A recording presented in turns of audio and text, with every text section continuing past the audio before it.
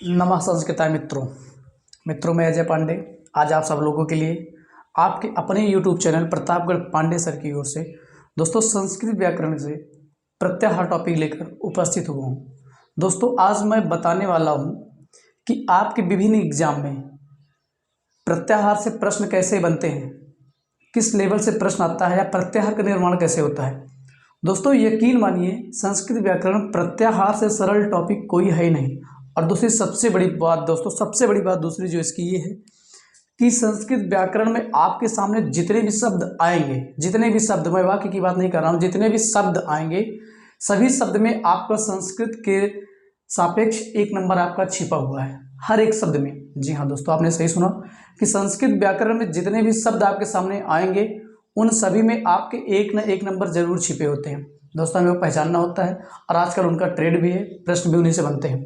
दोस्तों ज़्यादा समय न लेते हुए चलिए हम चर्चा करते हैं हमारा प्रत्याहार क्या है। हमारे विभिन्न एग्जाम में चाहे सीटेट हो, चाहे यूपी टेट हो, चाहे आर टेट हो, चाहे राजस्थान टेट हो, कोई भी टेट हो दोस्तों, जो पेपर बनता है उसमें अगर संस्कृत से प्रत्याहार से टॉपिक से प्रश्न बनाएगा तो किस लेवल का प्रश्न बनाएगा, कैसे प्रश्न बनाएगा। दोस्तों आइए हम उस सभी की चर्चा करते हैं। उससे पहले अगर दोस्तों आपने अपना YouTube channel Pratapgarh Pandey sir को सब्सक्राइब नहीं किया है दोस्तों आप चैनल को सब्सक्राइब कर लीजिए। चलिए दोस्तों चर्चा करते हैं प्रत्याहार। हमने दोस्तों आपको इससे पहले बताया, क्लास शुरू होने के पहले आपको बताया कि जो संस्कृत व्याकरण है इसमें जितने भी शब्द होते हैं प्रत्येक शब्द में कोई ना कोई एक नंबर आपका छिपा होता है। तो सेम दोस्तों आपका प्रत्याहार शब्द में भी एक नंबर छिपा हुआ है। एग्जामिनर आपसे पूछ सकता है या किसी भी एग्जाम में आपके सामने आ सकता है कि प्रत्याहार में उपसर्ग कौन सा है या मूल शब्द कौन सा है या प्रत्यय कौन सा है। तो दोस्तों मेरे इसकी चर्चा कर लें तो जो हमारा प्रत्याहार है, इस प्रत्याहार में दोस्तों हमारा प्रति और आंग उपसर्ग लगा है। और दोस्तों इसमें हमारा हृदय जिसको बोलता हूँ, हृदय वाला हृदय मूल शब्द है और घय प्रत्यय है दोस्तों। जी हाँ दोस्तों, हमारा प्रत्याहार इन चार शब्दों से मिलकर, चार वर्णों से मिलकर शब्द है, चार शब्दों से मिलकर बना है। एक प्रति, एक अंग, एक इसका मूल शब्द है हृदय और घय इसका प्रत्यय है। दोस्तों ये दोनों हमारे जो हैं, ये हमारा है इसका उपसर्ग। आपसे पूछ भी सकता है कि प्रत्याहार में कौन सा उपसर्ग है। ऑप्शन में आपको एक भी दे देगा, आपको दो भी दे देगा, या हो सकता है एक दे दे, या हो सकता है दोनों दे दे।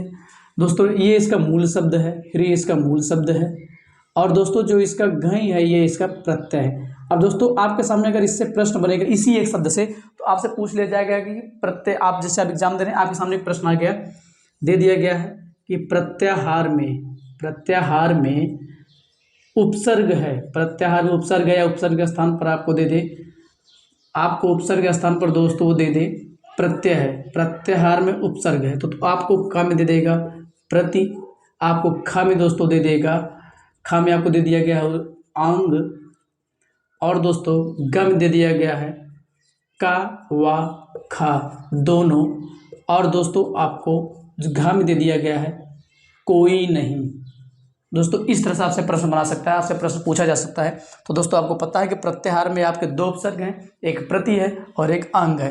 तो दोस्तों आपका जो ऑप्शन सही हो जाएगा वो वाला ऑप्शन आपका सही हो जाएगा। दोस्तों आजकल इस तरह के प्रश्न हमारे विभिन्न एग्जाम में बन रहे हैं तो आपको इसको विशेष ध्यान देना है। दोस्तों हमें विश्वास है आपको क्लास पसंद आई होगी और आपको अगर क्लास पसंद आई है तो आप इसको अंत तक देखिएगा, यकीन मानिए आपको प्रत्याहार से कभी भी कोई समस्या नहीं होगी। चलिए दोस्तों हम चर्चा करते हैं इसके आगे इसके टॉपिक की। तो दोस्तों आप इसका स्क्रीनशॉट ले लीजिएगा। आपको प्रत्याहार में प्रति और अंग उपसर्ग है, हृदय मूल शब्द है और घय प्रत्यय है। इस तरह दोस्तों आपसे प्रत्यय से भी पूछ सकता है कि इसमें प्रत्यय कौन सा है। दोस्तों आपको इसको विशेष ध्यान देना है। अब दोस्तों प्रत्याहार पढ़ने से पहले हम चर्चा करेंगे महेश्वर सूत्रों की। और दोस्तों अगर आपको महेश्वर सूत्र याद है, कंठस्थ है तो बहुत अच्छी बात है, और नहीं याद है दोस्तों इसके पहले क्लास हमने चर्चा किया था अच्छी तरह से विस्तार पूर्वक। दोस्तों आप उसको प्ले लिस्ट में जाकर आप उसको देख सकते हैं, अभी भी उसकी चर्चा करेंगे। चलिए दोस्तों, क्योंकि प्रत्याहार निर्माण बगैर महेश्वर सूत्र के होगा ही नहीं, तो दोस्तों अगर हम साइड में लिख लेते हैं महेश्वर सूत्र तो हमने आपको इसके पहले क्लास में बताया था कि जो हमारे महेश्वर सूत्र होते हैं 14 प्रकार के होते हैं। दोस्तों महेश्वर सूत्र 14 प्रकार के होते हैं। दोस्तों वो 14 प्रकार के हमारे महेश्वर सूत्र कौन कौन सा, आइए हम यहाँ पर लिख लेते हैं उनको। जो दोस्तों हमारा पहला था वो था आ ई ऊड़, दूसरा है दोस्तों री री क। दोस्तों अंतिम में महेश्वर सूत्र के 14 के 14 जो हमारे महेश्वर सूत्र हैं उनमें हमेशा अंत में अंतिम जो वर्ण होगा उसमें हलंत वर्ण जरूर होगा। अगर आपने हलंत वर्ण नहीं लगाया दोस्तों गलत हो जाएगा और आपसे पूछ भी सकता है एग्जामिनर, 4 दे देगा, 3 हलंत वाला दे देगा, 1 बिना हलंत वाला दे देगा, आपको 3 बिना हलंत एक हलंत वाला दिया जाएगा, उसमें पूछ लिया जाएगा कि शुद्ध कौन सा है, या हो सकता है उसमें वर्णों का क्रम आगे पीछे करके आपसे पूछ ले। इसलिए दोस्तों आपको महसर सूत्र 14 के 14 याद होने चाहिए। चलिए दोस्तों, रिलिख हो गया आपका, ए ओम हो गया आपका, आ ई ऊण रील रिक ए, सॉरी दोस्तों, ए ओंग आई औच हा य व र ट लड़ इया म अंगा अड़ न म यमंगलम झ भ य घ ढ ध श ज ब ग ड द स ख फ छ ठ थ च ट त व क प य स र। और दोस्तों 14वां जो है वो है आपका हल। दोस्तों आप देख सकते हैं आ ई उण आपका ये पहला है, दूसरा, तीसरा, चौथा, पांचवा, छठा, सातवां, आठवां, नौवां, 10वां, 11वां। कोई भूल गया क्या यार? आई लिख यम, सॉरी दोस्तों यहाँ क्रम गलत हो गया है इसका। ये आपका छठा, ये आपका सातवां, ये आपका आठवां, ये 9वां, ये 10वां, ये 11वां, ये 12वां, ये 13वां और ये 14वां। दोस्तों ये 14 प्रकार के आपके महस्वर सूत्र हैं। दोस्तों आपको एक कंठस्थ से होंगे तभी आप प्रत्याहार समझ पाएंगे।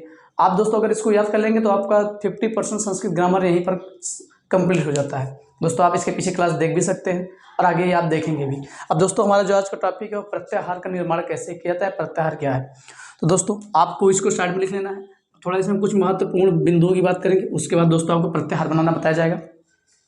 दोस्तों प्रत्याहार हमको विशेष ध्यान ये देना है। जो महत्वपूर्ण बिंदु, पहली बात कि प्रत्याहार जो है कैसे बनता है, इसका बनाने का नियम क्या है, इत संज्ञा के वर्ण कितने होते हैं या हलंत वर्ण कितने होते हैं। जब इन सब चीज़ों को दोस्तों हम समझ लेंगे तो प्रत्याहार आसानी से हमारा बन जाएगा। चलिए दोस्तों चर्चा करते हैं। अब दोस्तों पहले हमको ये पहला पॉइंट क्या समझना है कि महेश्वर सूत्रों की संख्या 14 होती है। इसके पहले क्लास में दोस्तों हमने बताया भी है, महेश्वर सूत्रों की संख्या 14 होती है। महेश्वर सूत्रों की संख्या 14 होती है, 14 होती है। दूसरा पॉइंट दोस्तों इसमें क्या समझना है कि 14 सूत्रों में 14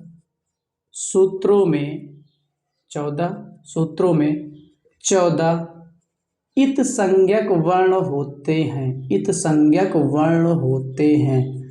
14 इत संज्ञक वर्ण या हलंत वर्ण होते हैं। हलंत वर्ण होते हैं। दोस्तों यहाँ पर दूसरा पॉइंट हो गया। पहला क्या है कि महेश्वर सूत्रों की संख्या 14 होती है। दूसरा 14 सूत्रों में 14 इत संज्ञक वर्ण यानी हलंत वर्ण होते हैं। और दूसरा दोस्तों आपको इसमें क्या समझना है कि प्रत्याहारों की संख्या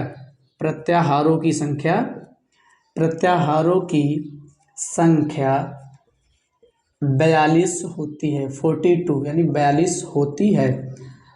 प्रत्याहारों की संख्या 42 होती है। दोस्तों आपको इसमें 3 पॉइंट अभी तक मिले कि महेश्वर सूत्रों की संख्या 14 होती है और 14 सूत्रों में 14 इत संख्यक वर्ण यानी हलंत वर्ण होते हैं। दोस्तों यही अंतिम वाले, ये जो हमारा अड़ा है, ये जो का है, ये जो अंगा है, ये चा, ये टा, ये अड़ा, ये मा, ये जितने भी हलंत वाले वर्ण हैं यही दोस्तों हमारे 14 इत संज्ञक वर्ण या हलंत वर्ण कहलाते हैं। अब दोस्तों इसके आगे विशेष आपको ध्यान देना है। आपसे एग्जामिनर पूछ सकता है कि महेश्वर सूत्रों की संख्या 14, आपको बताया गया 14, ऑप्शन में आपको 14 नहीं मिल गया दोस्तों, आपको 15, 16, 17, 18 मिल गया। तो दोस्तों वहाँ पर आपको कंफ्यूज नहीं होना, आपको 15 लगा देना है कि महेश्वर सूत्रों की संख्या 15 भी होती है। कब होती है दोस्तों, वो आपको उस पर विशेष ध्यान देना है। दोस्तों विशेष ध्यान दीजिए, आपको बड़ी आसानी समझ में आ जाएगा। दोस्तों अगर आपको ये छठा सूत्र दिखाई दे रहा होगा लड़, दोस्तों ये जो छठा सूत्र आपको दिखाई दे रहा है लड़, अगर दोस्तों हम इस लड़ का अगर थोड़ा यहाँ पर विखंडन करें, विच्छेद करें तो आपका निकल के आएगा ला, आ और अड़ा। दोस्तों आपको ये 3 चीज मिल गया। तो दोस्तों ये बीच में जो आ है, जो ये आ है, ये भी हमारा इत संज्ञक वर्ण हो जाता है। क्यों हो जाता है ये आगे भी बताएंगे। जो हमारा दोस्तों आ, इसका इत संज्ञक वर्ण इसलिए किया था क्योंकि कुछ विद्वान इसका रा जो प्रत्याहार है उसको बनाने के लिए इसका इत संज्ञक वर्ण किया जाता है आ का। कौन सा प्रत्याहार बनाने के लिए? तो रा प्रत्याहार बनाने के लिए इत संज्ञक वर्ण का प्रयोग, लड़ के आ का प्रयोग इत संज्ञक वर्ण के लिए किया जाता है। दोस्तों इसके आगे आप अगला पॉइंट लिखना है कि 14 महेश्वर सूत्र में 14 इत संज्ञक वर्ण हलंत वर्ण होते हैं, लेकिन आपको ऑप्शन में भी मिल सकता है कि 15 इत संज्ञक वर्ण भी हो सकते हैं। 15 इत संज्ञक वर्ण हो सकते हैं। 15 इत संज्ञक वर्ण हो सकते हैं। किस लिए हो सकते हैं दोस्तों? रा प्रत्याहार बनाने के हो सकते हैं। रा प्रत्याहार बनाने के लिए, रा प्रत्याहार बनाने के लिए दोस्तों आपको इसको विशेष ध्यान देना है, परीक्षा की दृष्टि से बहुत ही महत्वपूर्ण भी है। बनाने के लिए 15 इत संज्ञक वर्ण हो सकते हैं। किसके लिए? रा प्रत्याहार बनाने के लिए। और किसका किया जाता है? सूत्र संख्या 6 के अंदर स्थित आ का इत संज्ञक। अब पूछ भी सकता है, आप लिख लीजिए लड़ के मध्य स्थित आ का इत संज्ञक किया जाता है। इत संज्ञक ऊपर लिख लिया आपने, रा प्रत्यय इत संज्ञक वर्ण किया जाता है। इत संज्ञक वर्ण किया जाता है किसके लिए? रा प्रत्याहार बनाने के लिए वर्ण किया जाता है। किसके लिए दोस्तों किया जाता है? रा प्रत्याहार बनाने के लिए। किससे किया जाता है? लड़ के मध्य स्थित आ का। अब दोस्तों इसमें आपको एक और पॉइंट ध्यान देना है, क्या कि प्रत्याहारों की संख्या आपके एग्जाम की दृष्टि से दोस्तों तो 42, लेकिन आपको पता होना चाहिए। अगर आप किसी ऊपर के लेवल की तैयारी कर रहे हैं, टीजीटी पीजीटी की तैयारी कर रहे हैं, तो आपको वहाँ ये भी ध्यान देना पड़ता है। प्रत्याहारों की संख्या, कुछ विद्वान दोस्तों 2 प्रत्याहार और मान लेते हैं, एक रा और एक यम। यानी कौन सा? एक आपका दोस्तों यहाँ पर मैं लिख देता हूँ, एक ये रा और एक आपका यम। जब 2 प्रत्याहार मान लेते हैं दोस्तों, 2 42 2 44, आपके 44 प्रत्याहार हो जाते हैं। प्रत्याहारों की संख्या 44 भी हो सकती है। प्रत्याहारों की संख्या 44 भी हो सकती है। कब? जब रा और यम को भी काउंट कर लिया जाएगा तब। लेकिन हमारे टेट और प्राइमरी लेवल तक दोस्तों 42 ही है। अगर हम टीजीटी की तैयारी करें, पीजीटी की तैयारी करें, तो दोस्तों वहाँ पर हमारा रा और यम प्रत्याहार को जोड़कर 44 हो जाते हैं।